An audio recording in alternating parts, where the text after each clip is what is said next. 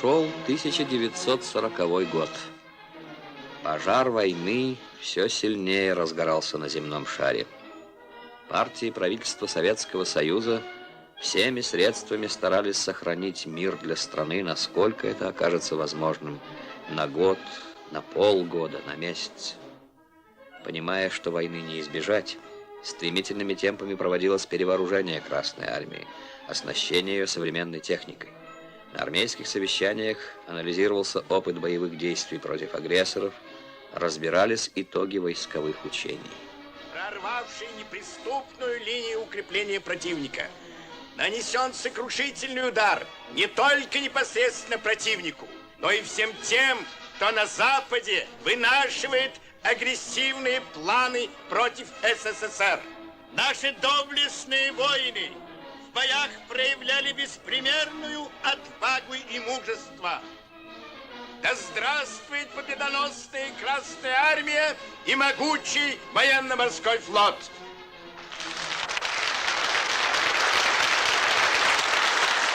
Товарищи, может быть, нам следует послушать тех, кто лично участвовал в боевых действиях? Правильно. Пусть этот майор выступит. Дай ему слово. Слово предоставляется майору Звягинцеву. Ленинградский военный округ. Это ты, что ли?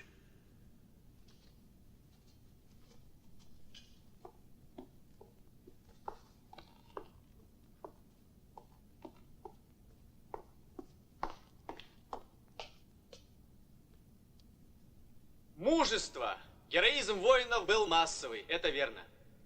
Но противник, создав предполье перед главной полосой обороны, разрушая за собой все мосты и дороги, обеспечил себе возможность более упорного сопротивления на этом участке. И преодолеть это сопротивление можно было только имея полноценное техническое обеспечение. А у нас его не было. Не было. Каждый метр пройденного пути, каждую заколоченную под снайперским огнем сваю, каждый пролет наведенного моста нам приходилось оплачивать большой кровью. Мы не жалуемся. Нет, война – это лишение, кровь. Но если бы мы имели полноценное и правильно распределенное техническое обеспечение, если бы мы имели достаточно инженерной техники и по-настоящему подвижные саперные части, тогда... Скажите, товарищ Звягинцев, вы, следовательно, считаете, что инженерные войска должны обладать техникой такой же подвижности, как и все остальные рода войск? Мы вас правильно поняли? Конечно, товарищ Сталин, именно так. Только в этом случае мы сможем обеспечить быстрое продвижение другим родам войск, особенно танкам и артиллерии.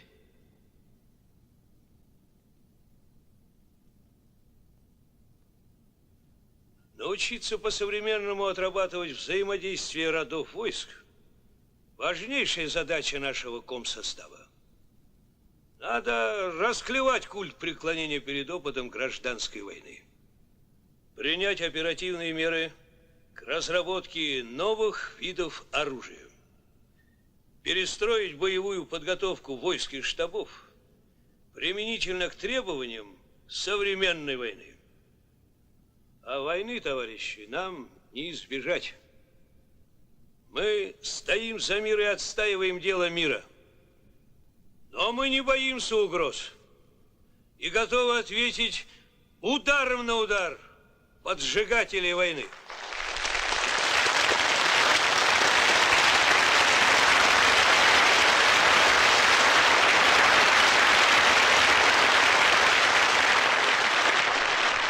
Отправил записку, не уверен был даже, что она дойдет. Вот и все. Да, но ты все-таки написал, кто ты есть. Может быть, они приняли тебя за генерала? Пожалуйста. Спасибо. В 525-м есть кто-нибудь? А вас переселили, товарищ командир. И вещи ваши перенесли в отдельный номер. Чемоданчик. А зачем? Ведь мы же уезжаем сегодня стрелой. Не знаю, не знаю. Распоряжение дирекции. По коридору направо. Спасибо.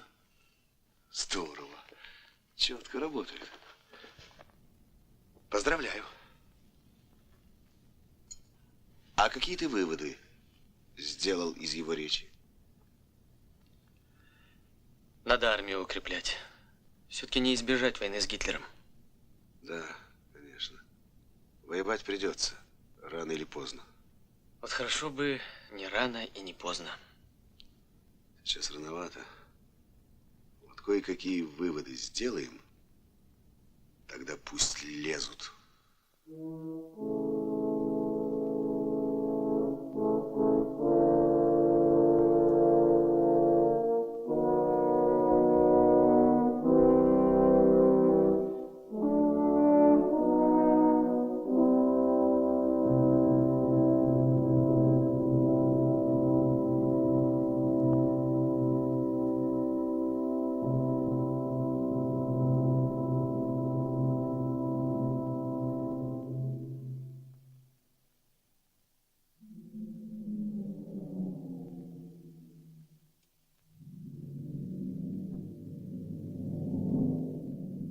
Послушай, Тойва, может быть, немцы останавливаются там лишь на время.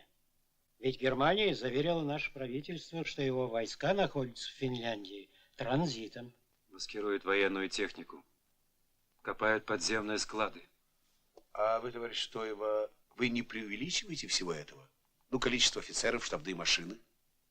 А вам хочется, чтобы я преуменьшил? Ну ладно, ладно, спасибо тебе. Иди отдыхай.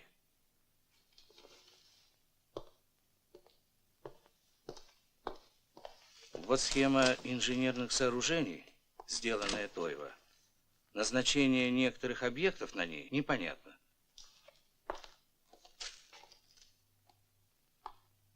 Судя по данным, это штаб дивизии. Подымай выше корпуса. И должен заметить, что этому человеку я верю как самому себе. Он опытный разведчик и старый член партии.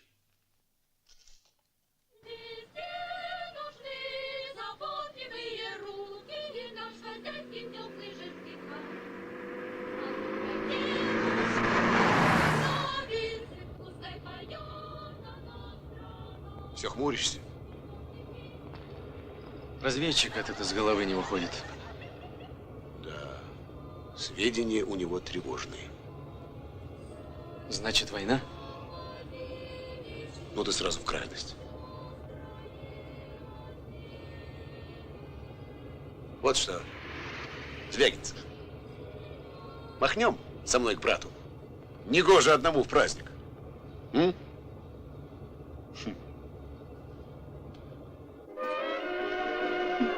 Может, сбежим? Как тебе не стыдно? Нет, я сегодня не могу. Почему? А у меня дорогие гости. Эти? Да, мой дядя. Майор тоже? Товарищи, еще Нет, спасибо большое. Спасибо. Не могу.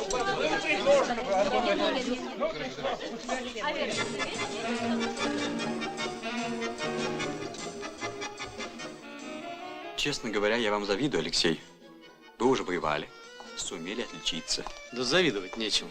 Каждый делает то, что ему положено, а я человек военный. А я в его год тоже таким был. Не терпел с крылышки поопалить. Скажите, Иван Максимович, а вот в штурме Зимнего вы принимали участие? Нет, не довелось. Я в ту ночь и близко там даже не был. Я по заданию ревкома за Нарвской стоял у склада с оружием. Так что революция, можно сказать, совершилась без моего участия. Интересно, а что вы думали, когда стояли на посту? Думал, принесут мои товарищи тулуп или не принесут. Мороз был стильный. Слушай, давайте с вами танцевать. Давайте. Давайте. Папа. Алексей, пойдемте танцевать. С удовольствием.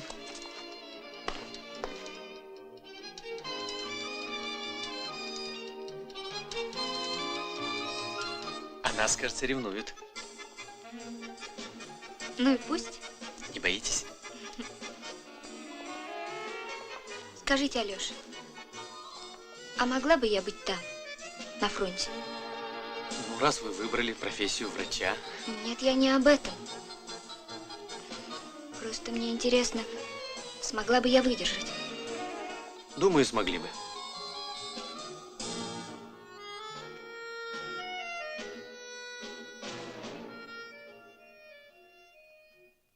Майор Данвиц был одним из адъютантов Гитлера. Данвиц не играл никакой роли в высокой политике, но Гитлер покровительствовал своему любимцу за его готовность повиноваться ему по первому слову и видел в нем идеальный продукт своей системы, своего воспитания. Слушай, мой Данвиц, и запомни на всю жизнь азбуку современной политики.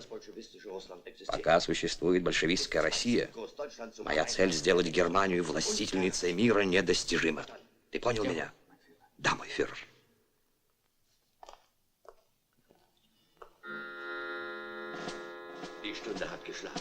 Час пробил. Ты слышишь, Данвиц? Вы приняли решение и не отступим от него. Россия будет раздавлена. Первым пойдет Петербург. Да, Петербург. Их святыня. Но это не главное. Мне нужен Балтийский плацдарм. Мы нанесем удар по Москве с севера. Это будет неожиданностью для Кремля. Мой фюрер, я прошу у вас высокой награды. Я хочу быть там, на востоке, в первых рядах наших войск. Я хочу быть первым, кто вернется к вам с вестью о великой победе.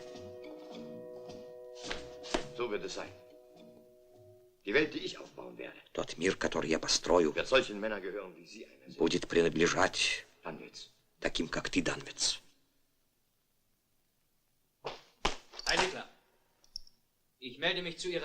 Прибыл в ваше распоряжение, господин фельдмаршал.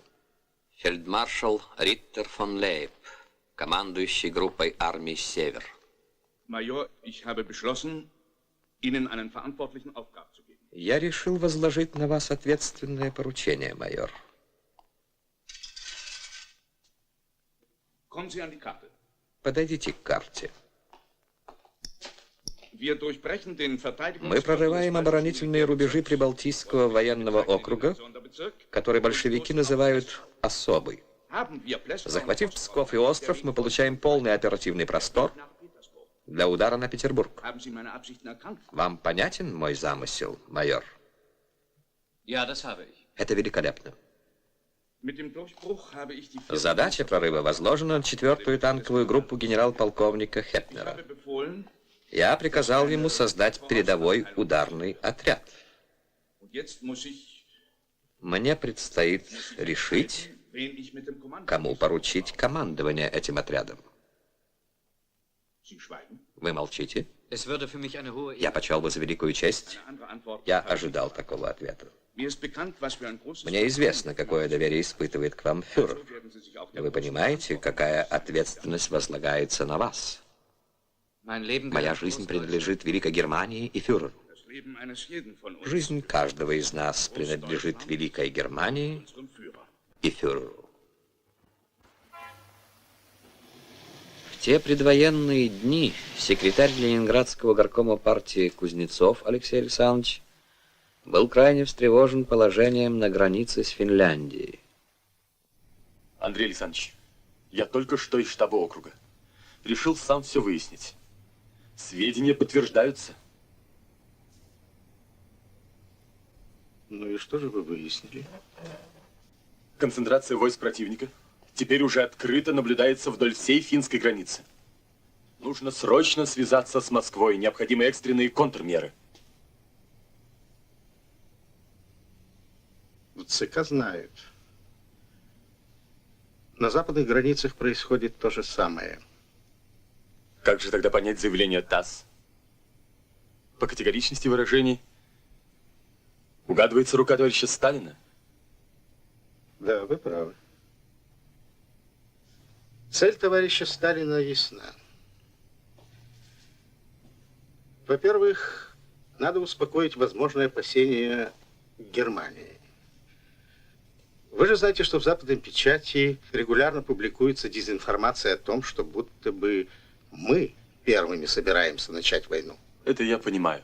Ну, а во-вторых, заявление ТАСС – это зондаж, так сказать, пробный шар, чтобы побудить Германию выступить с аналогичным заявлением относительно Советского Союза. И все-таки на месте военных я бы двинул некоторые части округа поближе к границе. Ни в коем случае.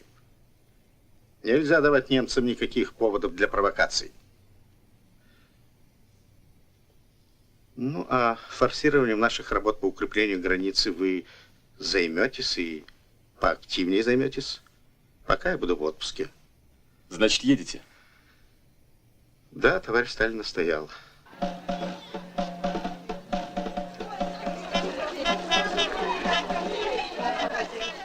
Тетя Маша! Тетя Маша! Голубочка ты моя, мы все вагоны обошли, Ну, нет ладно, тебя. ладно. Дай мне на нее посмотреть. Господи. Какая ты красивая стала. Думали, уж не дождемся. Ну, как отец, как мать. Все живы-здоровы, вам привет от всех. Спасибо. А как Питер-то живет? Ой, да Питер стоит на месте. Господи!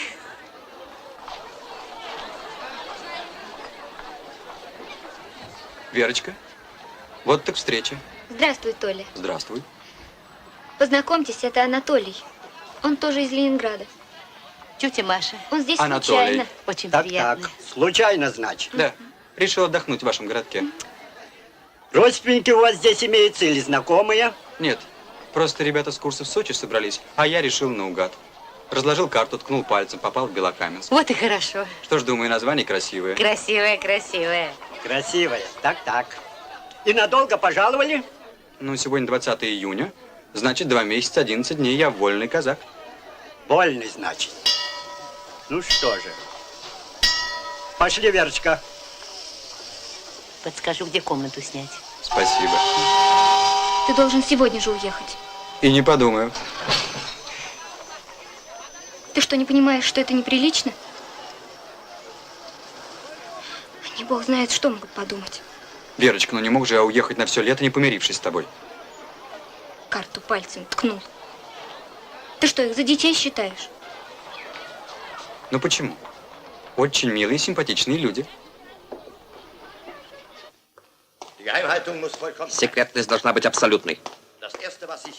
Итак, первое, что необходимо усвоить всем. От генерала до солдата. Война с Россией, которую мы начинаем, не может вестись по-рыцарски. Это будет война идеологических и расовых противоположностей. И вести мы ее будем самым безжалостным способом. Многие думают, что я хочу завоевать эту страну. Нет. Я хочу ее уничтожить. Физически уничтожить эту расу. Всю эту смесь славян, азиатов, евреев, цыган, недочеловеков, возомнивших себя людьми.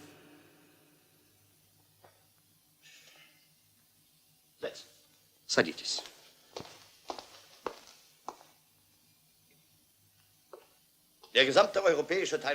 Европейская часть России должна быть разделена на протектораты. Украина превращена в буферное союзное с Германией государство. Прибалтика и Белоруссия будут присоединены к Германии. Кавказ с его нефтяными районами перейдет под управление немецкого управляющего.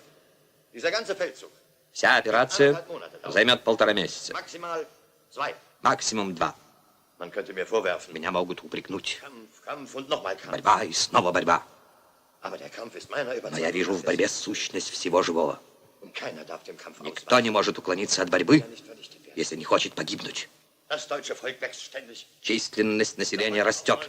Это требует увеличения жизненного пространства. Для этого необходима война. Я не для того создал вермахт, чтобы он не наносил ударов. Во мне всегда была внутренняя готовность к войне.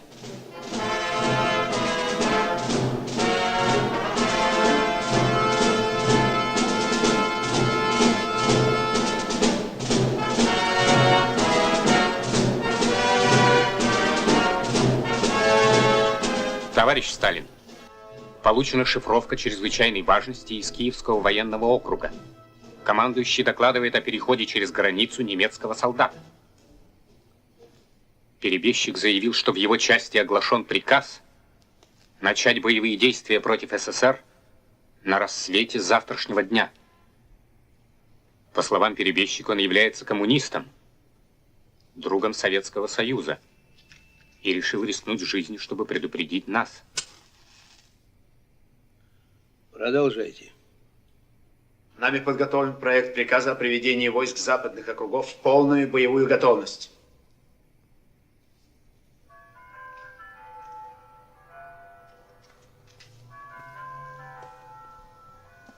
А вы можете поручиться, что этого перебежчика не подбросили сами немцы? Вы уверены, что это не провокация? Несколько раз мы получали сведения о готовности Германии напасть на Советский Союз. Сроки назывались разные. Теперь 22-е.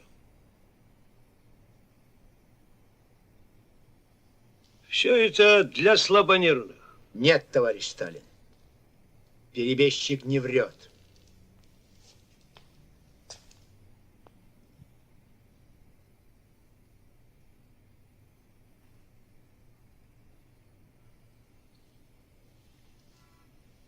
Покажите вашу директиву.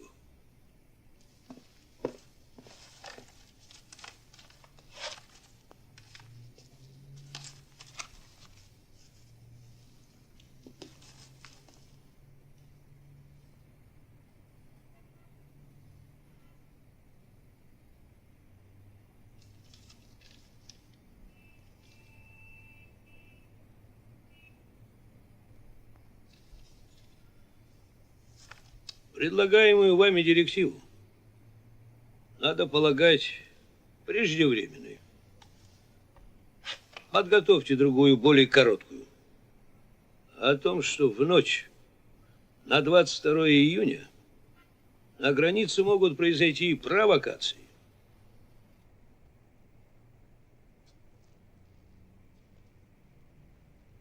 Войны не миновать.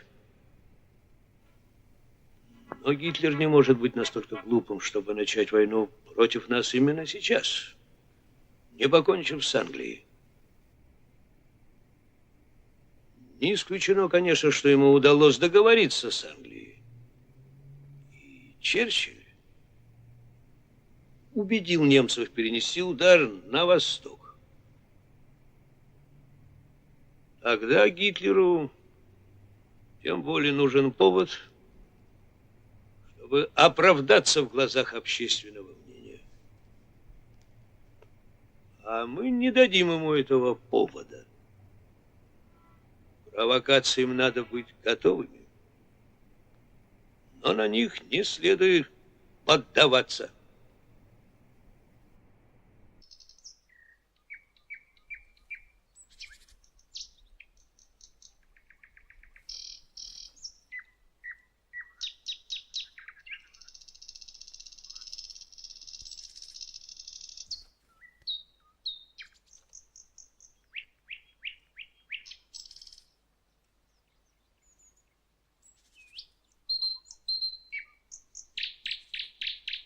Тишина. На всей советской границе от Белого до Черного моря в эту светлую ночь была странная тишина.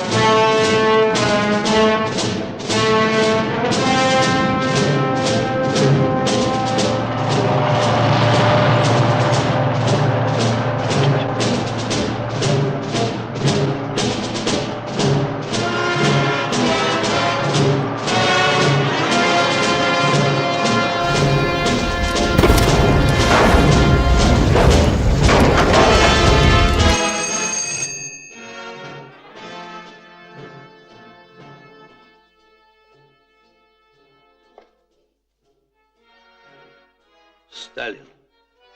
Товарищ Сталин, говорит Жуков. Звоню по поручению наркома обороны. Немцы бомбят наши города. Вы меня слышите? Где нарком? Говорит ПВЧ с Киевским военным округом.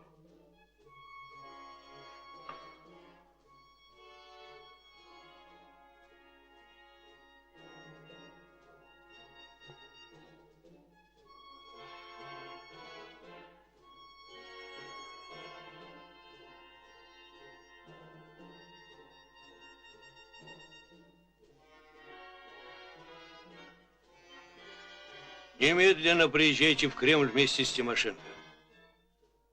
Враг бомбит Ригу, Минск, Могилев, Киев, Одессу. Его войска атакуют нашу границу по всему Западному фронту.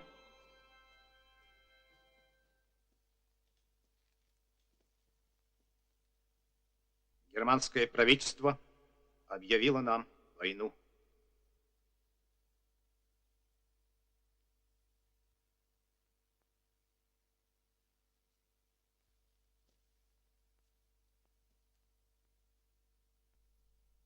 Надо немедленно всеми имеющимися в приграничных округах силами задержать дальнейшее продвижение противника. Не задержать, а уничтожить. Давайте директиву. Но прикажите, пока не пересекать границу. Кроме авиации. Эта война навязана нам не германским народом, не германскими рабочими, крестьянами, интеллигенцией, а кликой кровожадных фашистских правителей Германии, поработивших французов, чехов, поляков, сербов, Норвегию, Бельгию, Данию, Голландию, Грецию и другие народы. Красная армия и весь наш народ вновь поведут победоносную Отечественную войну за Родину, за честь, за свободу. Наше дело правое. Враг будет разбит, победа будет за нами.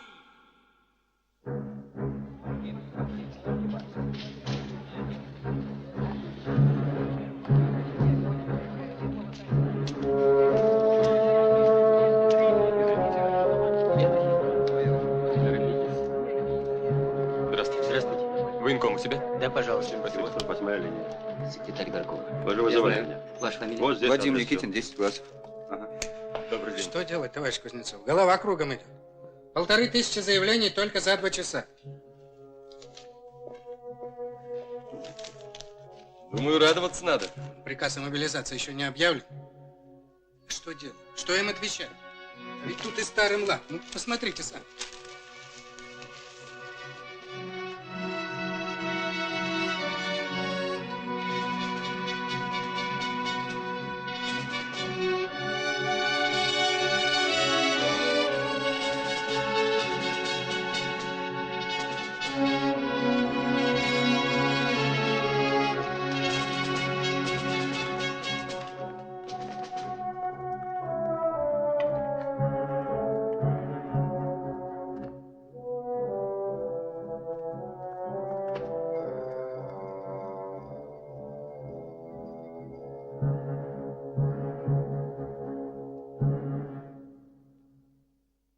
На Шауляйском и Раворусском направлении вражеские части, вклинившиеся на нашу территорию, разбиты и отброшены за границу.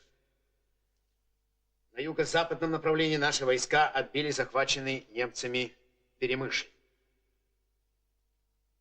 На других направлениях наше контрнаступление не достигло поставленных задач. Здесь, здесь, здесь и здесь. На Минском направлении танковые группы прорвали нашу оборону и стремятся клещами охватить город. Здесь и здесь. Ослабленные большими потерями, советские войска, несмотря на самоотверженное сопротивление не смогли остановить врага и ликвидировать его глубокие прорывы в Прибалтике. Здесь, здесь и здесь. Как это могло произойти? Почему наши войска отступают? Задавал себе вопросы Сталин. Годами укреплявшаяся в нем вера в свою непогрешимость и безошибочность своего предвидения, в только ему присущую способность принимать единственно верные решения, не давали Сталину возможность найти правильный ответ на вопрос, в чем заключался просчет. Однако очень скоро его воля возьмет верх над потрясением, и он снова станет тем Сталиным, каким его привыкли видеть. А пока лавина дел обрушилась на Политбюро, ЦК, Генштаб, наркоматы, никто не бездействовал. В те жаркие июньские дни 1941 года немецкие военные сводки сообщали лишь об успехах, о километрах победно пройденного пути, о захваченных населенных пунктах перечислялись трофеи. Но не говорилось о том, что на Украине советские войска сорвали немецкий план стремительного прорыва к Киеву, не сообщалось, что неколебимо стояла осажденная Брестская крепость, что захваченный немцами Перемышль был отбит Красной армией. Эти сводки молчали о том, как героически сдерживали натиск врага 4 советские дивизии в Минском укрепленном районе, как стартовали в бессмертие летчики, таранившие вражеские самолеты.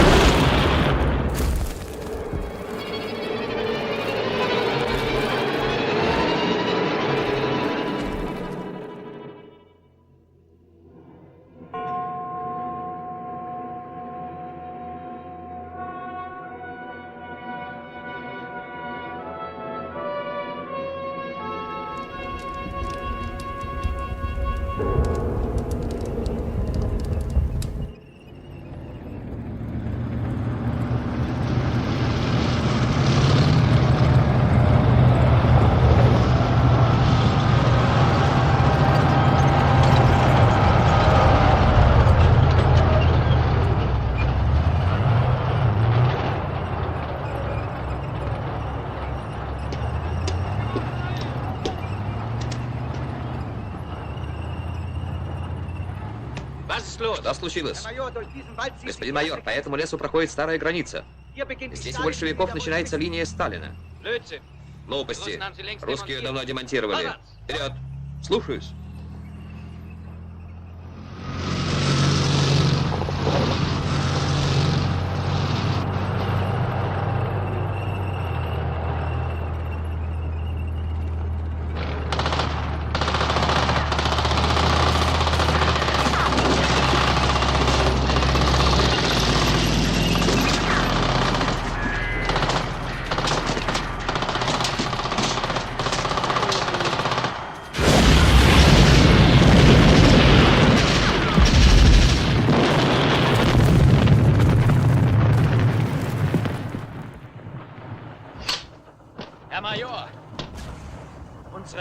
Господин майор, наши связисты обнаружили телефонную линию русских и подключились к ней.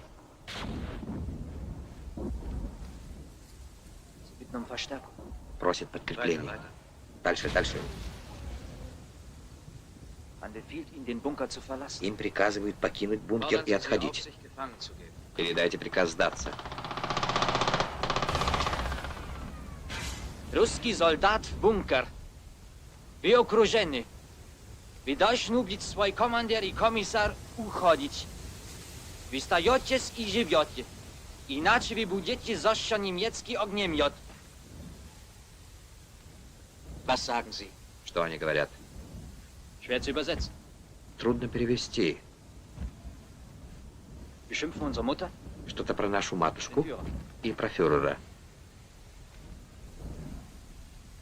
Sie weigern sich rauszukommen. Они отказываются. Müller! Flammenwerfer! Мюллер, сжечь их.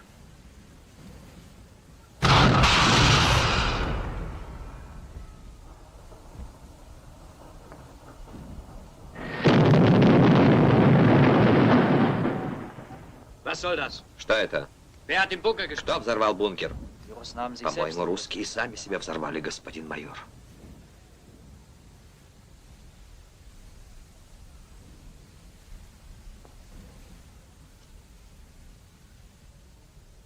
Es waren 5, Herr Major. Их было 5, господин майор.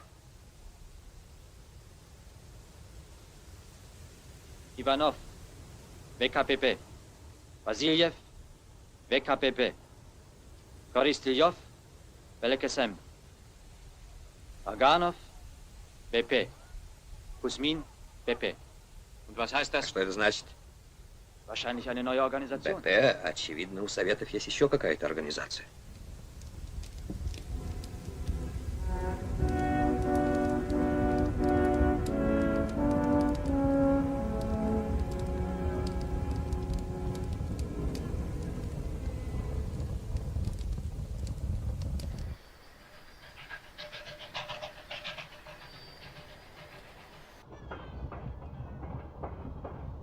Ничего, спасибо.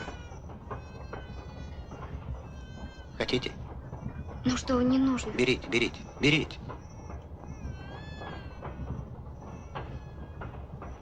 Студенты? Угу. На каникулы ездили. Угу. Неподходящее время. А что поделаешь?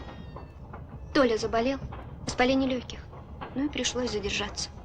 Муж? Нет, что вы. Просто мы были вместе. Понятно. Как зовут-то вас? Вера. А его Анатолий. А вас? Кравцов. Вера, пересядь на мое место. Здесь больше воздуха.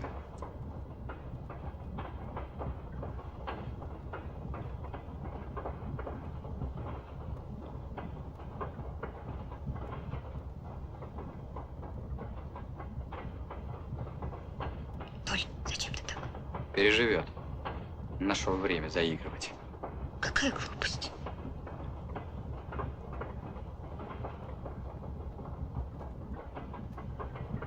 Ну не сердись на меня. Я знаю, что веду себя глупо. Но поверь, мне обидно. Мне кажется, что все смотрят на меня как на уклоняющегося, понимаешь? Уже больше недели война, а я болтаюсь неизвестно где.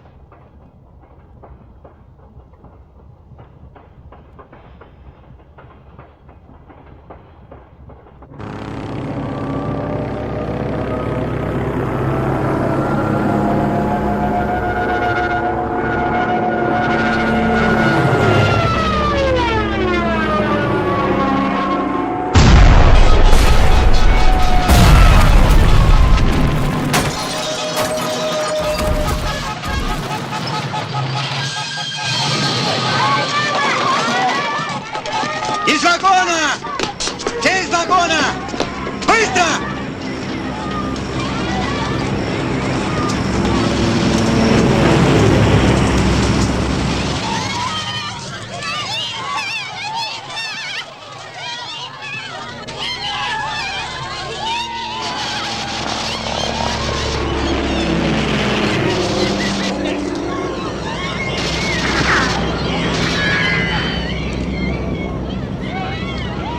Вера, вставай, они улетели.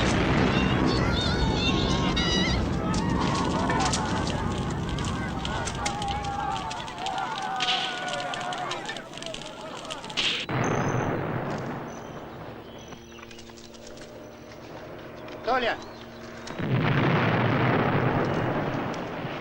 Это вы? Я.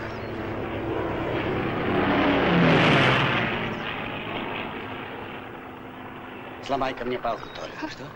Костыль. Ранен я. Можно посмотреть, я медик. Смотри, коль медик. Я сейчас. Нужно перевязать. У вас что-нибудь есть? Я сам. Извините.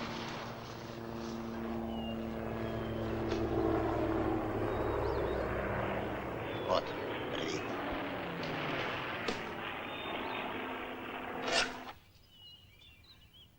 Значит, на каникулы поехал и заболел? Да, у него воспаление легких было. Что ж, может, это и к лучшему. Что вы хотите этим сказать? Я из-за этой проклятой болезни не мог в военкомат свой попасть. А может, тебе повезло. Если бы ты в первый день на фронт пошел, то, может, тебя и в живых не было. А ты живешь, понял? Вы глупости говорите. Толь, ну зачем ты так? Товарищ просто шутит. А я подобных шуток, да еще в такой момент, не признаю. Я, к вашему сведению, комсомолец. А разве комсомольцам жить не хочется? Ею жизнью-то и партийные, говорят, не бросается. Лишний день пожить за это любой цепляется, если он с головой, конечно. Ну вот что, я вас понял. Трусов презирал и презираю. И нам с вами не по пути. Идем, Вера. А меня, значит, бросите? Раненых бросать комсомольцам тоже не полагается. Толь, мы должны его довести. Но, знаете, честно говоря, мне ваши рассуждения тоже кажутся странными. Ну ладно. До ближайшего жилья мы вас доведем. А там, надеюсь, обойдетесь без нашей помощи. Ну, вот и хорошо. Эй, товарищ!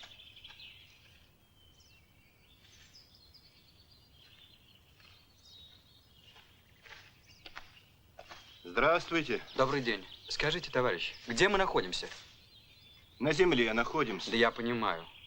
С поезда мы. Разбомбили нас. Мы в Ленинград ехали, а теперь вот... Так.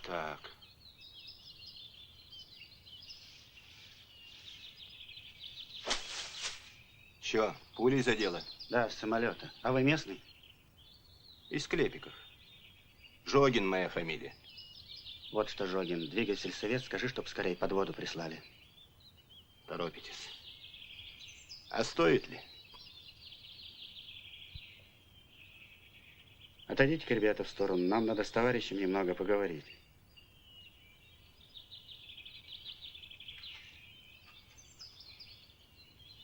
Детектив какой-то. Я еще в поезде понял. Подозрительный тип этот Кравцов. Старик этот тоже какой-то странный. Говорит какими-то намеками. Ну, я ему сейчас скажу. Толя. Подожди. Ну так что, переговоры окончены? Здесь немцы, Толя. В соседнем селе. Что? Жогин обещает укрыть нас у себя. У них немцев пока нет.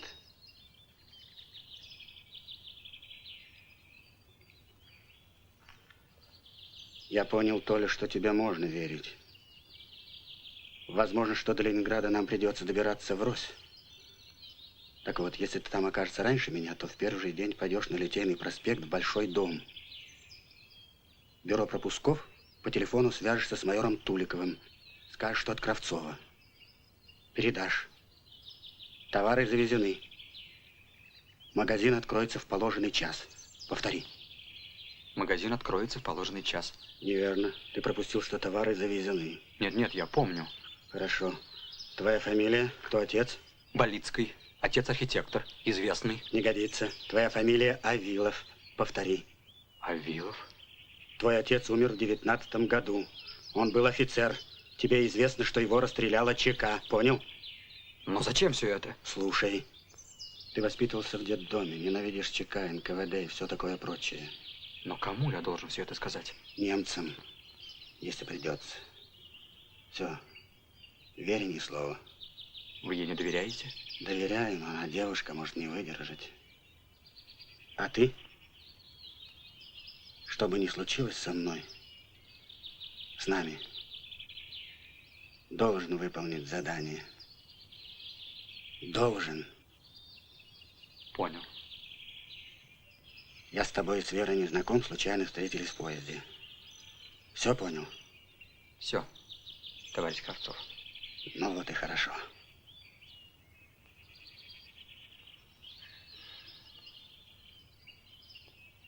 Возьми чемодан.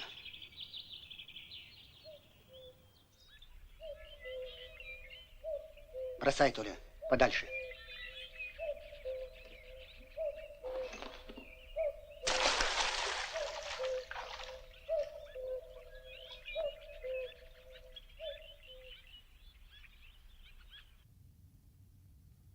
Значит, вы полагаете, что враг может подойти к Ленинграду с юга? Мы обязаны предусмотреть и такой вариант, товарищ член военного совета. Немцы на полпути между госграницей и Псковом. Рубеж предполагаемого строительства? Вот здесь, по реке Луги.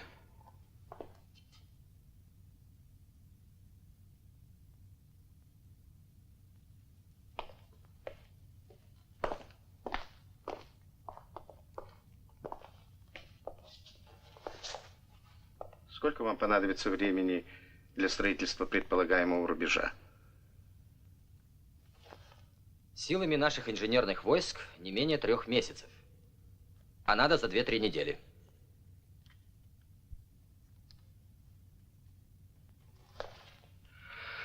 Мы привлечем всех, кто не в армии. И я верю, ленинградцы поймут нас. Тем более, что у нас уже есть опыт, Андрей Александрович. С помощью гражданского населения работы на Карельском перешейке резко ускорились.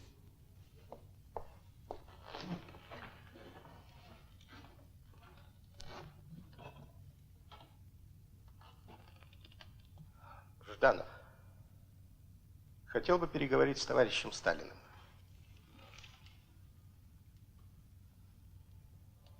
Товарищ Сталин, военный совет полагает срочно начать строительство оборонительного рубежа в районе Луги.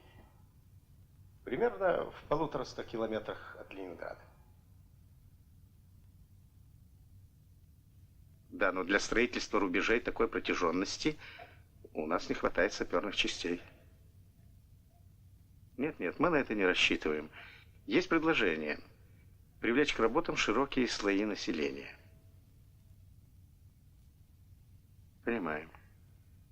Понимаем.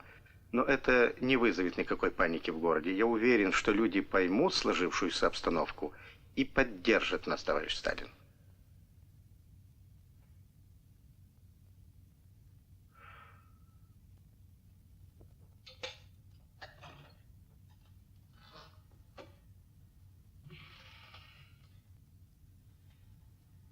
Товарищ Сталин дал согласие.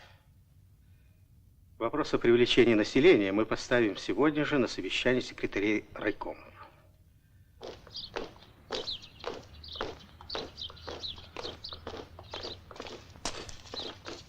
Черт знает, что такое.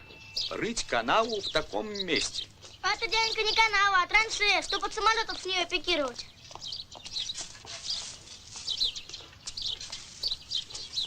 Прекратите! Прекратите работы! Прекратите! А в чем дело, гражданин?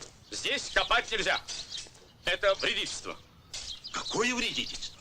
А ну, предъяви документы. При чем здесь документы? Каждому должно быть ясно. Рыть траншею около такого здания – это угроза фундаменту. Дом осядет, даст трещину. А вы уверены в этом? Разумеется. Я архитектор. В городе построено много зданий по моим проектам. Я сказал, прекратите работать! Вот здесь у нас слесаря, бухгалтер, продавщица вот, а строитель ни одного. Вот вы-то нам и нужны, товарищ архитектор.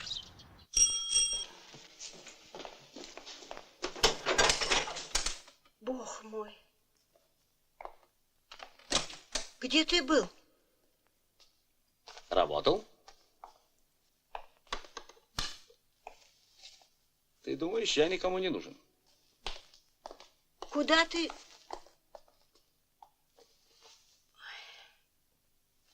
Я еще повоюю.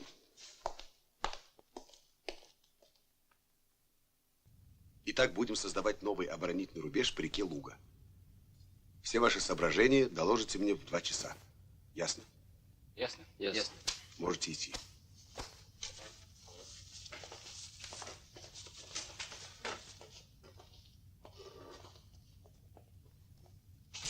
Но как же так, Павел Максимович?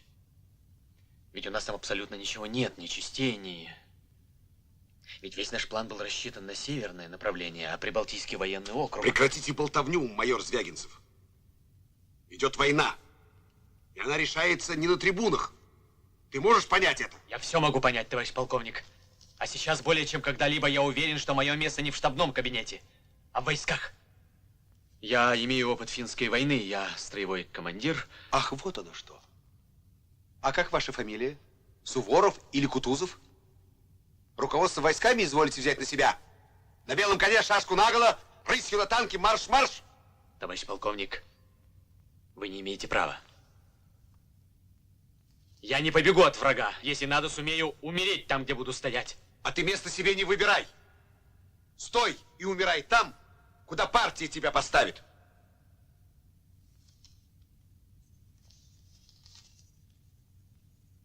Что мне надлежит делать? Выполнять приказ. Вот так-то, Алексей. Спрашивать легче, чем отвечать. Иди.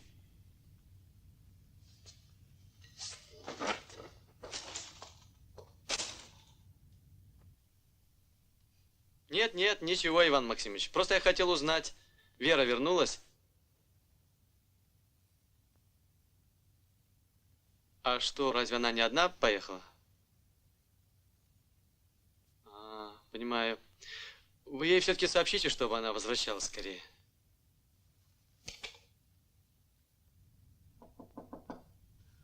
Да-да. Здравствуйте. С кем имею честь? Королев я.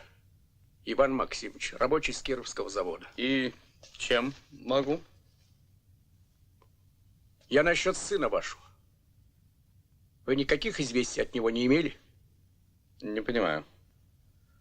Мой сын уехал на Кавказ. А что? В Белокаменске был ваш сын, Анатолий. Вместе с моей Верой.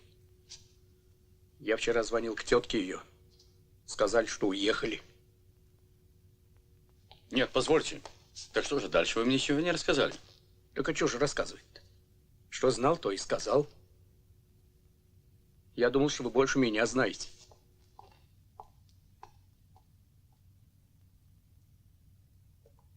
Федя, кто этот человек? Я слышал, он про Толю что-то сказал. Пришел сообщить, что твой сын впутался в какую-то романическую историю. Связался бог знает с кем. Что он нас обманул. Что ты говоришь? Мальчику на фронт идти, а ты... Не беспокойся, Маша, ему это не грозит. Нет, Федя, нет. Ведь война... Студентам последнего курса дана отсрочка. Я сам читал, а война продлится недолго. А этот человек знает, где Толя? Нет. Ему кажется, что он уехал вместе с его дочерью. Куда? Не знаю. Не знаю.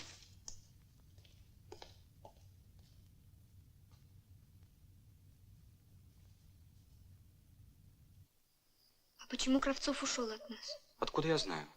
Может, у него тут знакомые? А почему он сказал, что мы не должны знать друг друга? Элементарная предосторожность.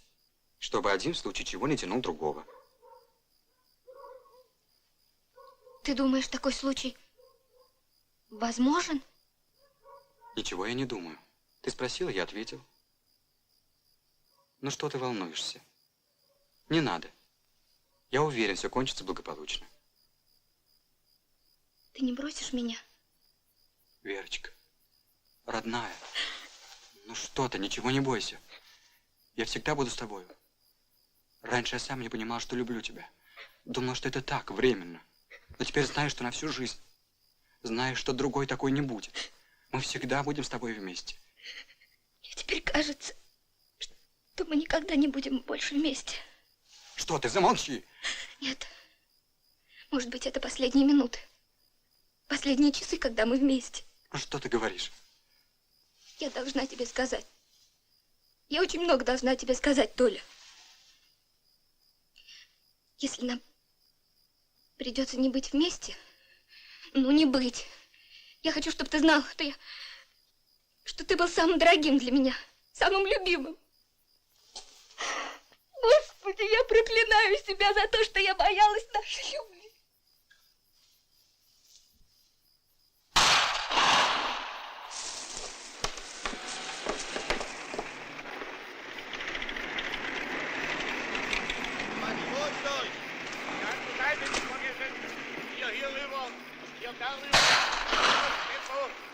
Beeilt euch mal ein bisschen. Die Schuppen auch. Außen leer. Das ist auch nicht.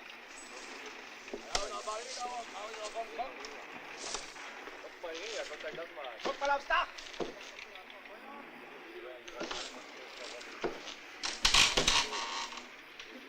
Ist hier jemand?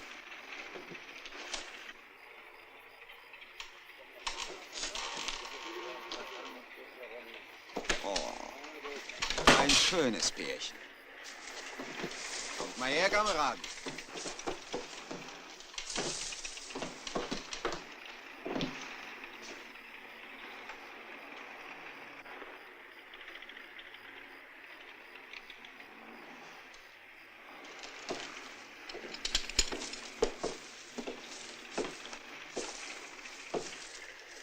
Что вам надо?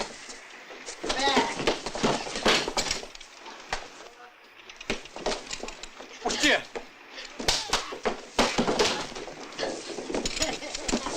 Пусти! Пусти, гад! Толя!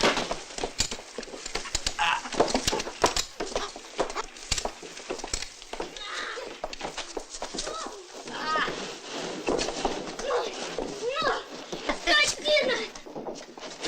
Толя! Толя!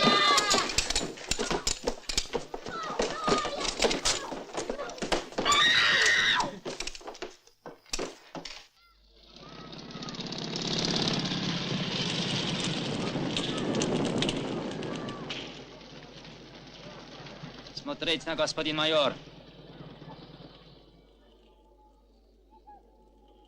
Майор Данвиц есть офицер немецкой армии.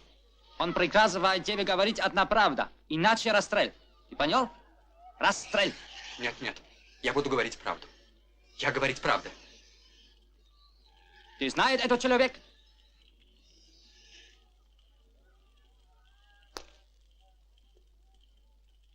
Отвечай. Мы в поезде встретились. Случайно. Ты знаешь, кто он есть? А черт его знает, кто он такой. Я же сказал. А кто ты есть? Я студент. Обыкновенный студент. Большевик? Комсомол? Нет, что вы. Хорошо.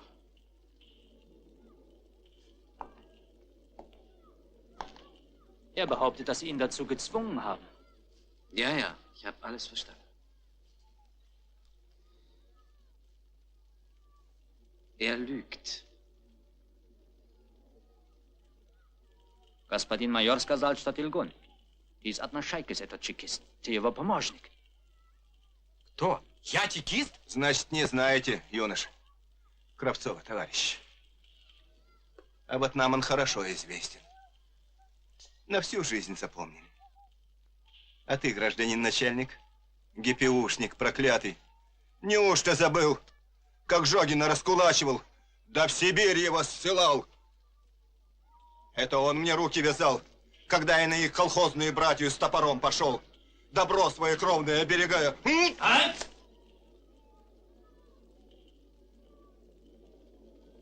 Ну, господин офицер, поверьте мне, я не лгу, не лгу.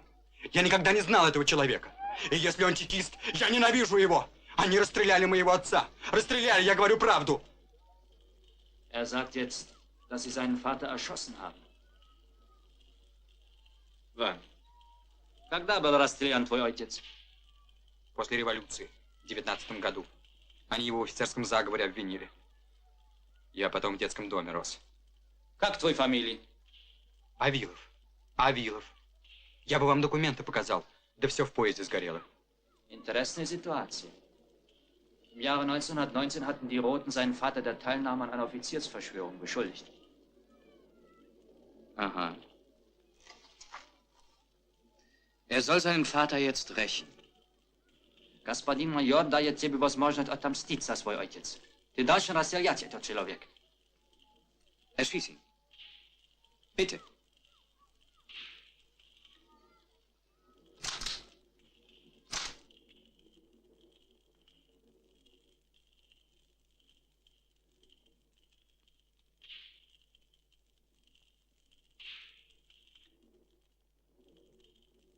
Ну, стреляй.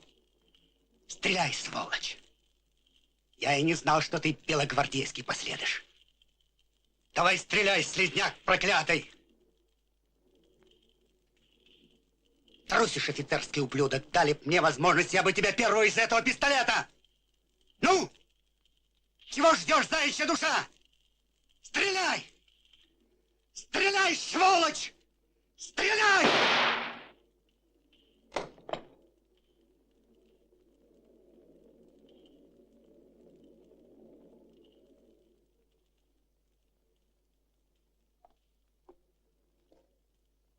Дозвольте мне, ваше благородие. Я сумею.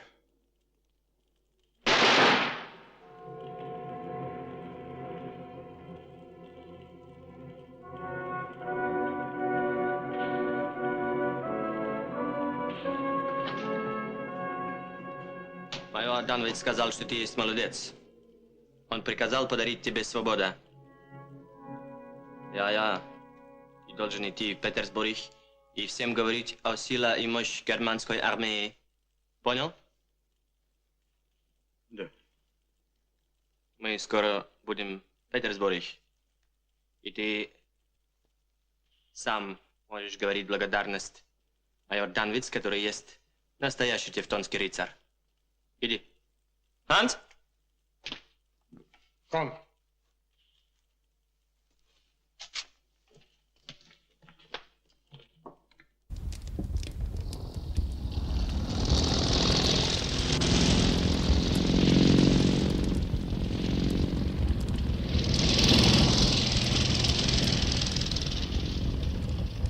Важное у тебя задание, майор. Знаю. Нужно, чтобы твой участок был заминирован как можно скорее. Это самое опасное направление. Ясно, товарищ полковник. Ну тогда добрый путь.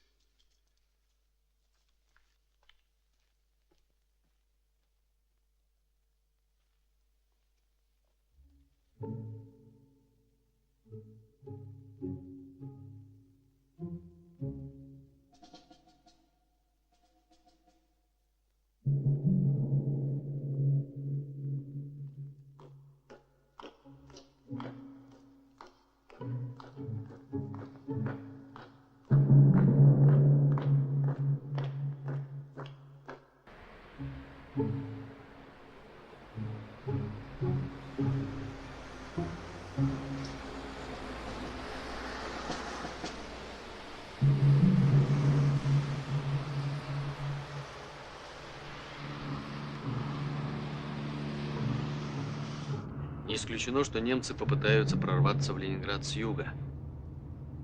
Поэтому ваш батальон направляется к Луге.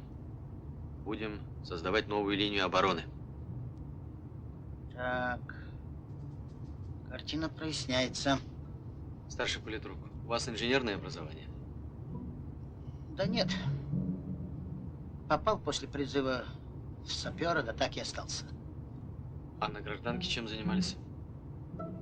Музеем Ленина заведовал. Наш политрук на Халкинголе воевал. Медаль имеет. Вот как. Да. Что ж это удивительно? Вы же воевали с белофинами, тоже награждены? Справки наводили.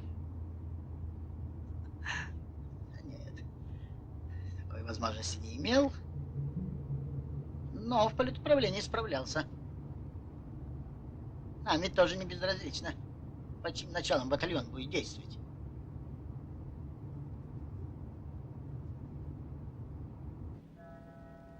Военная резиденция Гитлера в Восточной Пруссии, в Растенбургском лесу, именовалась в официальных документах ставкой фюрера.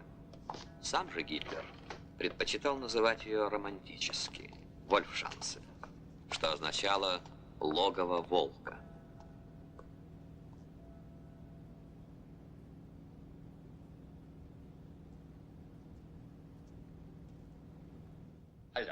Альтер, разрешите начать с действий группы армии «Центр». В ближайшие дни нашим войскам удастся полностью разбить силы противника, сконцентрированные между Минском и Смоленском. Я уверен, что... Почему вы начали свое сообщение с центральной группировки? Я хочу знать, что на севере, у Лейба. Петербург для нас главная цель. Наступление на севере, мой фюрер, продолжается успешно. За исключением района Либавы. Дело в том, что здесь русские предприняли контратаки. Полагаю, если бы действия нашей авиации... Мой фюрер, я прошу прощения за опоздание, я немедленно оправдаюсь. Перед вами различные районы Петербурга, которые удалось сфотографировать моим летчикам. Целые участки города меняют свое лицо из-за камуфляжа. Вот другие фотографии. На подступах с юга русские не ждут опасности. С Петербургом надо кончать и как можно скорее. Русское окно в Европу, самонадеянно прорубленное Петром, должно быть наглухо забито. А Балтийское море должно стать только нашим, немецким. Мой фюрер, я не уверен в том, что наступление наших войск на Петербург будет продолжаться теми же темпами, что и сегодня. Рано или поздно русские поймут наш замысел. Фантазия, Гальдер. Они во власти своих традиционных представлений. Они ждут основного удара с севера, со стороны Финляндии. Там у них укрепления, войска. Это подтверждают даже снимки Геринга. А с юга для нас путь открыт.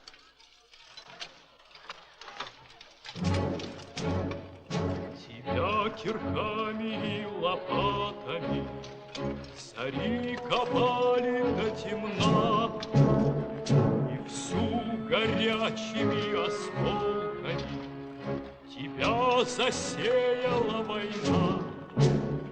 Не раз тебя глушили взрывами, не раз вздымали до небес. Из тех осколков мог бы вырасти давным-давно железный лес.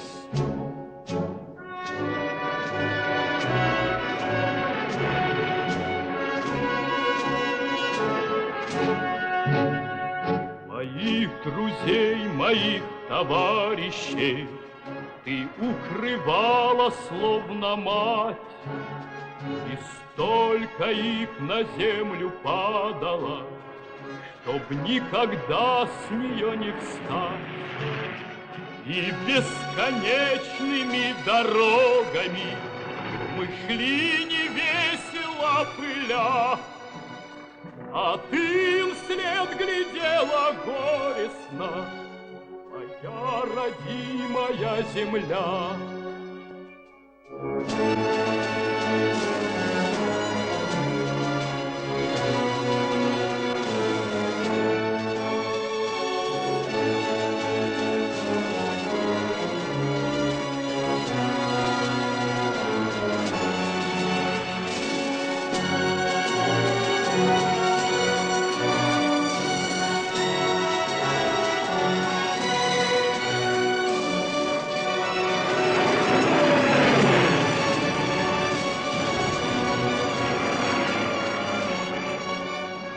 За все, что в жизни ты изведала, что пронести смогла сквозь дым, тебе я низко по обычаю поклоном кланяюсь земным.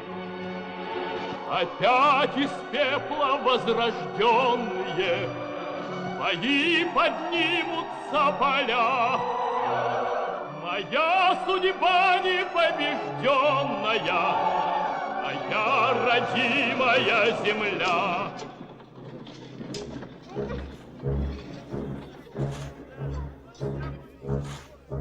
Скорее, скорее, скорее, ребята, засыпайте, засыпайте.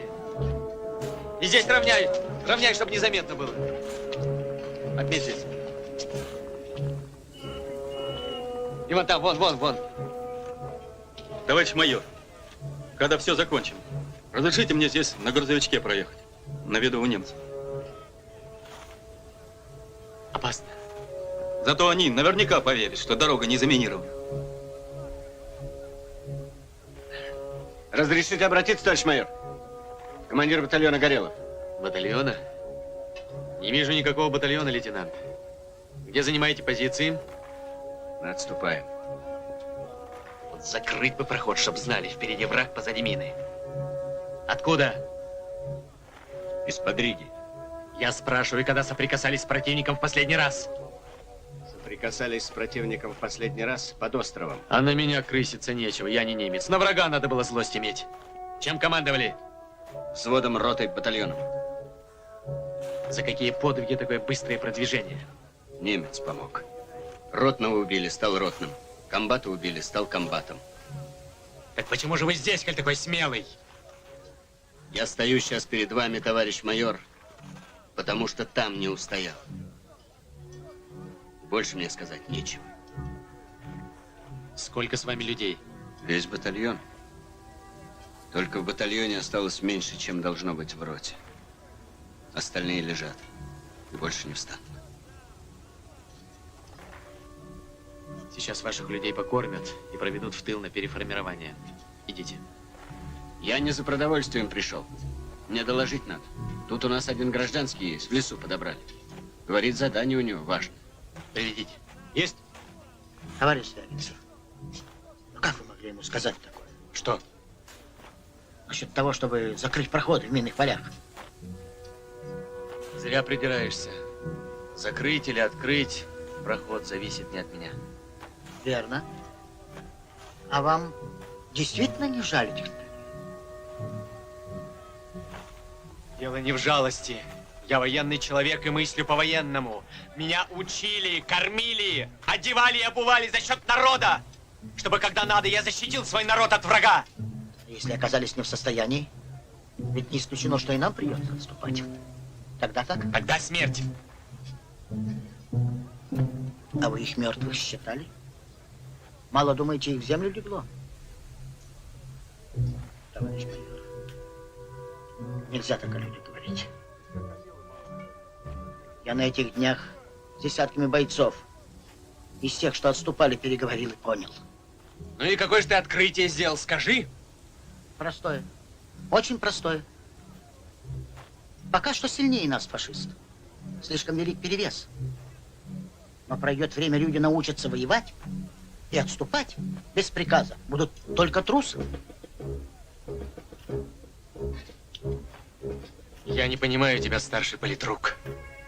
Враг в Ленинград прет, а ты оправдания ищешь. В Ленинград врага не пустит. А вам не кажется, что этот лейтенант совсем не похож на тех отступленцев, с которыми мы встречались еще день-два назад? Его уже агитировать не надо. Он свой университет в боях прошел. Так? Извините. Товарищ командир. Это вы? Анатолий? Это хорошо, такое совпадение. Мне нужно как можно скорее в Ленинград. Я выполняю важные секретные задания. А Вера? Где Вера? Вы же были в Белокаменске вместе. В данную минуту я ничего не могу говорить о ней. Я выполняю секретные задания. Пока не выполню его, ничего не могу говорить. Откуда? Из Либавы. А немецкий автомат? У немца одолжил. Товарищ старший политрук, разрешите у вас остаться? Идем к комбату.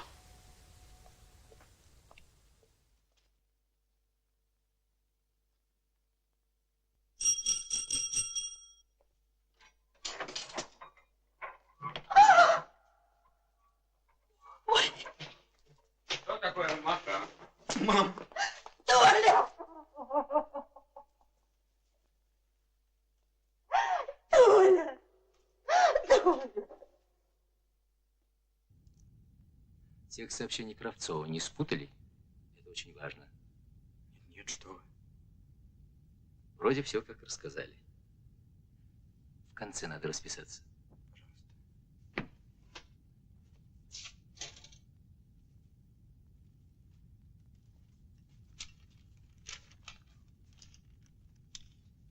Значит, вас разбомбило вот здесь.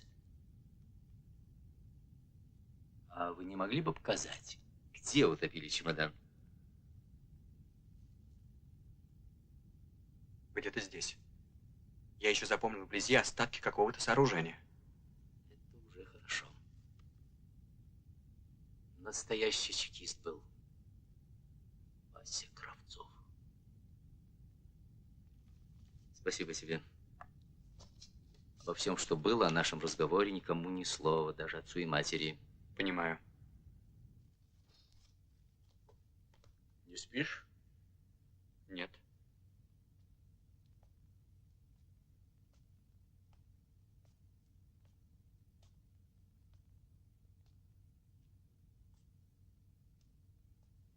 Послушай, Толя, я хочу спросить тебя. Эта девушка, Вера Королева, она тоже благополучно вернулась? Но ты уже спрашивал, и я... Когда вошли немцы, вы были вместе? Да, вместе. Я защищал ее. Я дрался с немцами. Ты понимаешь, дрался. Я ничего не мог сделать, их было много. Меня выволокли, заперли в сарай. Я задыхался от боли, меня рвало. А Вера? Она осталась у немцев. Папа, я же ничего не мог сделать. Меня убили бы. У меня было важное задание. И я выполнил его. Выполнил. Да-да. Разумеется.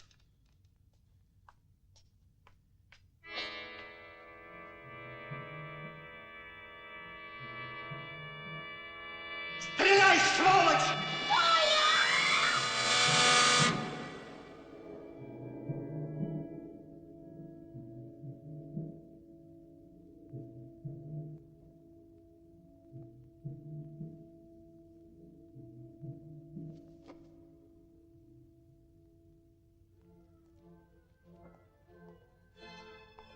Подогрею. Никогда вас вовремя не дождешься к столу. Что нового в институте? Занят по горло. Один в комитете остался. Уточняю списки ушедших на фронт. Снимаю с комсомольского учета. Кто-то все ведомости перепутал. Боюсь, что на фронт меня и не отпустят. А ты действительно собираешься на фронт, Толя? Я не понимаю твоего вопроса. Видишь ли, мне начинает казаться, что для тебя в любой ситуации есть альтернатива. А я думаю, что в жизни каждого человека должны быть такие моменты, когда возможности второго решения нет. К чему эти высокие слова? И вообще, твоя подозрительность меня оскорбляет. Я действительно не узнаю тебя, Анатолий. В меня уже стреляли. Я знаю, как это делается. Толя, я хочу... Штаб местной противовоздушной обороны. Воздушная тревога! Воздушная тревога! Тебе, я вижу, не терпится получить на меня похоронную и стать отцом героя. Федя, идем скорее в бомбоубежище. Слышишь? Никуда я не пойду. Федя, опомнись. Я сказал, не пойду. Не желаю прятаться. Плевал я на этих проклятых фашистов. Петров Василий Игнатьевич. Я против. Это лучший прессовщик. А у нас, товарищ директор, плохих тут нет. Ну как, отложим? Отложим. Королев Иван Максимович. Ты что, смеешься? Не пущу! Что значит не пущу? А то и значит не пущу! Алексей Александрович, заступитесь. Здравствуйте, товарищи. Они готовы отправить на фронт весь завод. Можно подумать, что мы примусы здесь делаем. Но чем вы здесь занимаетесь, теперь уже и немцам известно. Вот боевой листок. С фронта политработники прислали. Посмотрите. Один ваш КВ выдержал бой с 10 немецкими танками. Вот это по-кировски. Хорошо. Ну а часть рабочих придется отпустить. Положение на фронтах крайне тяжелое. Обком партии принял решение о формировании добровольцев. Назвать их предполагается дивизиями народного ополчения. Вот ответ кировцев. 15 тысяч заявлений. И будет еще. Ну а завод, ваше основное производство, правительство предлагает свернуть. Оборудование срочно вывозить вглубь страны. Это, конечно, относится и к другим предприятиям города. Значит, Кировскому конец. Нет, товарищи. Разве можем мы себе представить наш город без этих корпусов, без Красного Путиловца? У нас должно хватить сил и здесь для нужд фронта, и там, на Урале, чтобы второй Кировский был не хуже Ленинградского. Ну а Ивана Максимовича мы все же просим партком отпустить. Военный совет намерен назначить его в одну из дивизий народного ополчения. Комиссаром.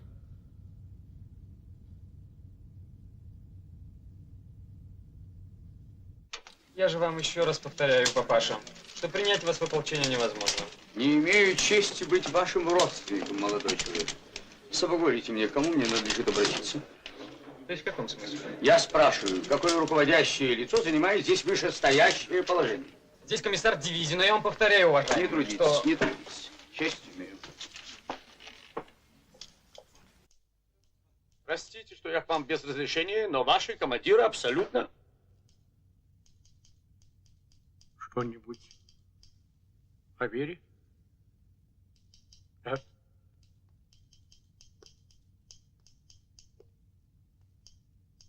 Ваш сын вернулся? Что с ней говорите? Мой сын вернулся. А Вера? Позвольте, я сяду. Конечно. Садитесь. Садитесь.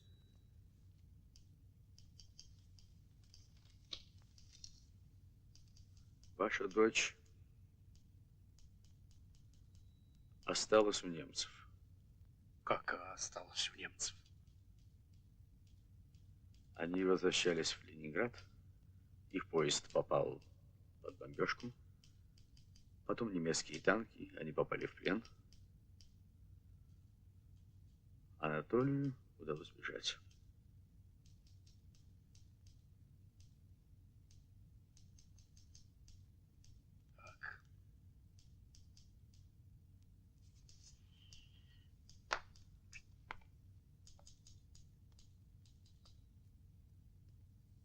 Но я к вам по личному делу.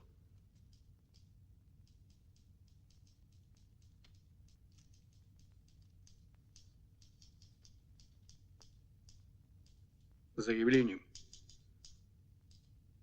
к оформлению в третьей части. Вы ведь комсостав? Откажут. Я не комсостав.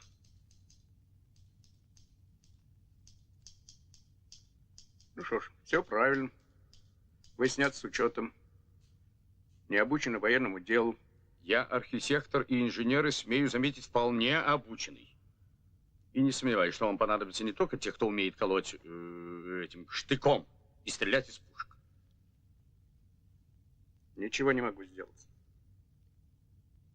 Видно, действительно никому не нужен необученный старик. Строительное дело знаете? Помилуйте, я построю столько домов.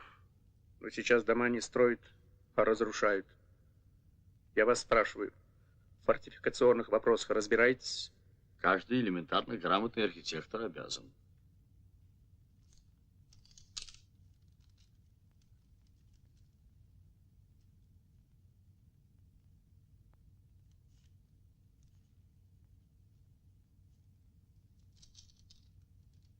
Пройдите в строевой отдел на второй этаж.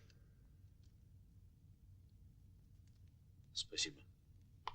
Благодарю вас. Для объединения войск сформирована Лужская оперативная группа во главе с генералом Пядышевым. Военный совет решил укрепить Лужскую группу. резервной дивизии, сняв ее с Петрозаводского направления. Еще 2 дивизии 10-го механизированного корпуса сняты с Карельского перешейка. Кроме того, в ваше распоряжение поступают курсанты ленинградских военных училищ, полк артиллерийских курсов, зенитный дивизион. Должны подойти танки. И все же сил у нас недостаточно. Мы вынуждены крайне растянуть участки обороны, а на менее важных направлениях ограничиться наблюдением небольших отрядов. Положение тяжелое, знаем. Но больше военный совет дать не может. Резервы исчерпаны. Потому мы должны срочно вводить в бой части народного ополчения. Разрешите, товарищ маршал? Да. Я считаю, что при столь растянутых участках и нехватке войск справа от меня здесь только саперный батальон. Должна стоять кадровая часть, а не ополченцы. Дивизия народного ополчения является дивизией лишь формально. Так.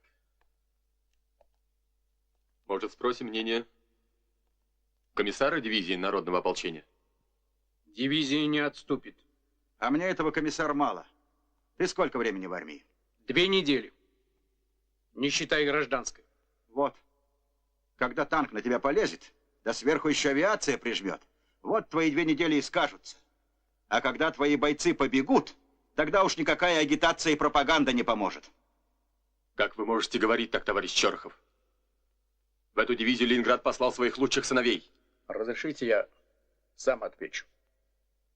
Может быть, вы, товарищ полковник, Минск и Ригу отбили? Псков отстояли? Может быть, людей наших, которые под немцев попали, из неволи вызволили? Товарищ маршал. А вы, полковник, фактом в лицо смотрите. Можете с врагом сами управиться. Действуйте. У нас на заводах работы хватит. А нет, так принимайте помощь. А кто чего стоит, покажет бой. Ну вот и объяснились. Народное ополчение — огромная помощь фронту. И забывать этого нельзя. Все, товарищи, поклоним. Главное, артиллерию держи в кулаке и выбивай танки. Ясно.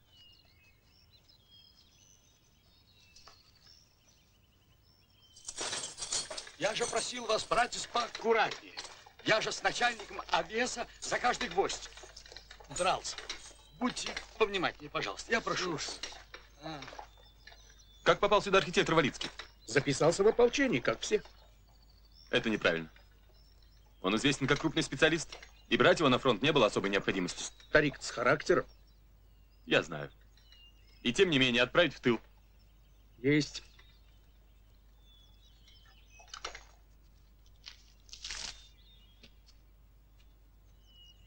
Вот смотри. Здесь справа от меня займет оборону дивизии народного ополчения. Здесь я оседлаю основное шоссе и железную дорогу, идущую из Пскова. А вот здесь будешь стоять ты. Сколько у тебя пулеметов? 3 ручных. Тещи на блины приехали или на войну? На 300 штыков 3 пулемета. А у нас и штыков нет, товарищ полковник. Саперам карабины положены. Положено, положено. Много чего нам положено. Ладно, 3 станковых пулемета я тебе дам. Прибудут свежие стрелковые подразделения, сменим. Не прибудут, будете стоять со своими саперами насмерть. Стоять до последнего человека. И запомните, не устоите, пропустите фашистов. Считайте, что вас уже нет на свете. Товарищ полковник, может быть, вы нам объясните, что случилось? Значит, еще не знаете. Вчера немцы Псков взяли.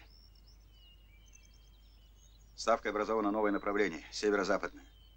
Главкомом назначен маршал Ворошилов. Теперь ясно? Ясно.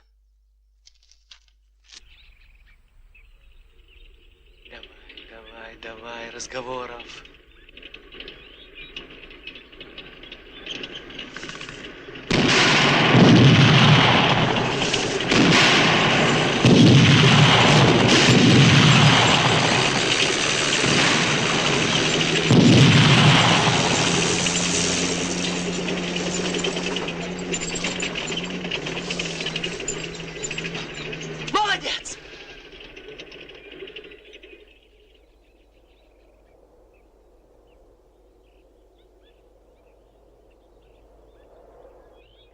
Суровцев, прикажи никому не стрелять.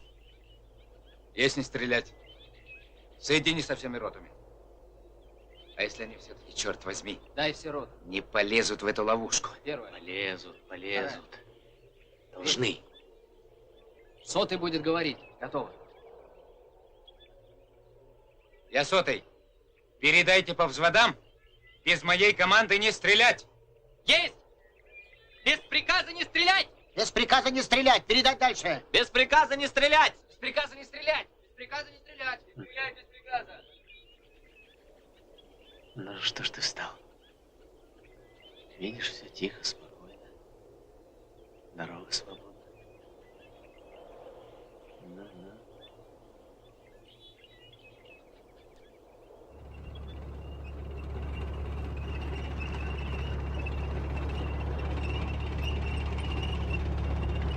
Заводи на первый.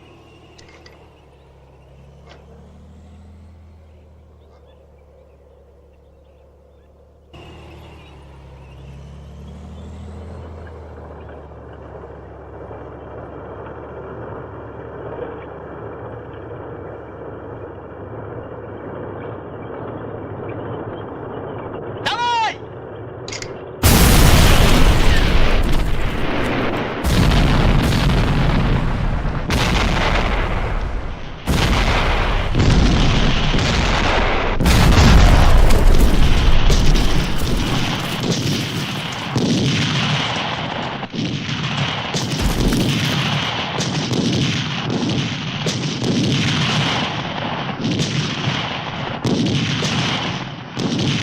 Сработала ловушка, товарищ майор! Сработала! Рано радуешься. Сейчас начнется.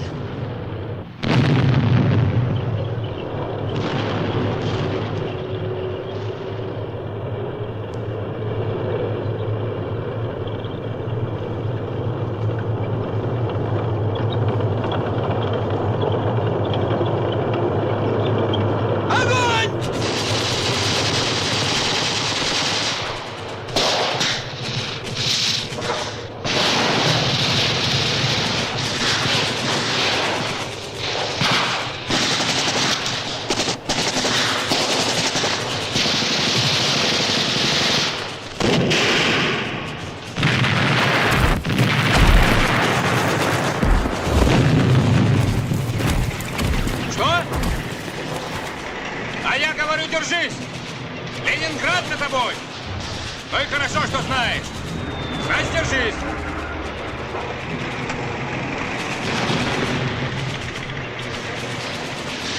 Куда вы? Куда? Назад! Назад! Назад! Держаться! Держаться, ребята! Ленинград за нами! Приготовить бутылки и гранаты!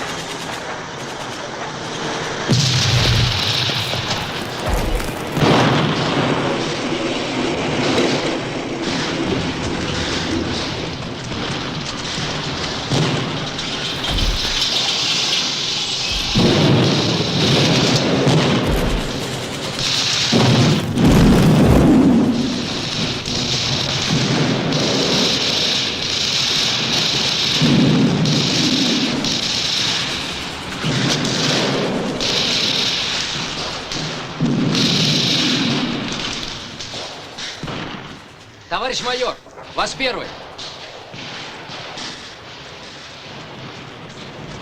Слушаю, товарищ первый. У нас нормально. Спасибо за пушки. Здорово нас выручили.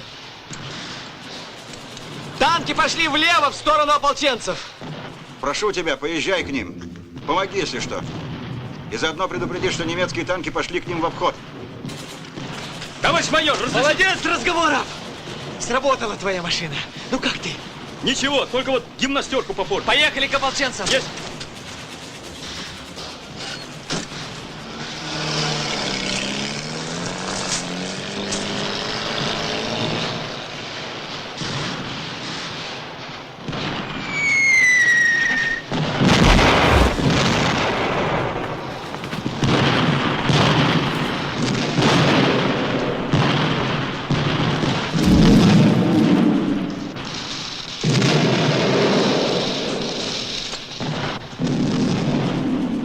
Ну что, майор, испугался, что не управимся? Как видишь, держимся. Комдив прислал. Приказал предупредить, танки в обход пошли к вам. А вон видишь, уже прут.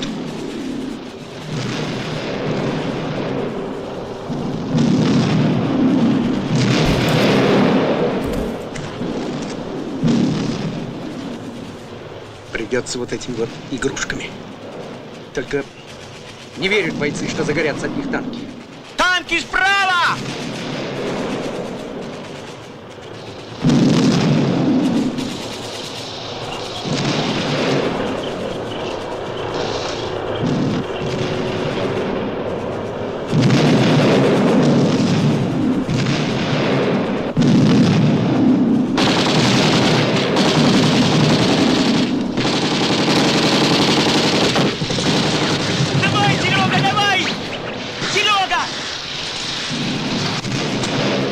Серегу. Не видать им больше петроградской стороны. Да и нам хана.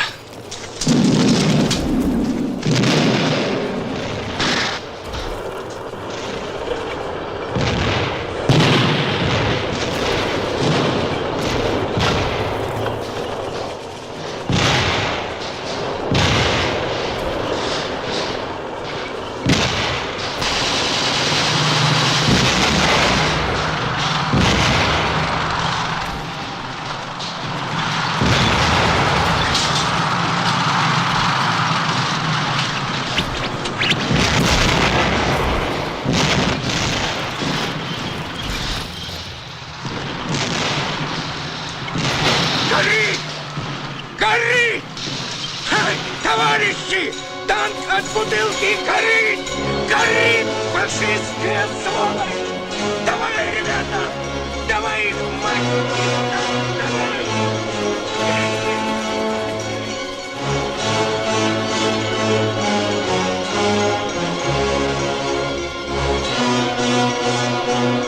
Пожалуйста, извините, мне не допросите.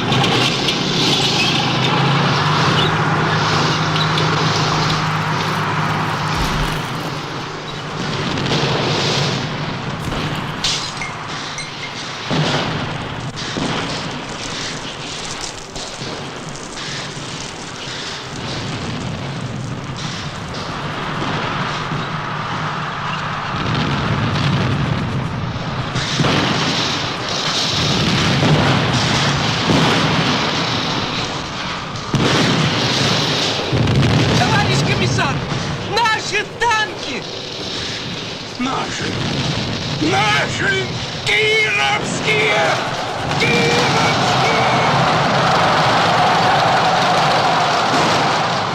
Со мной! Ура!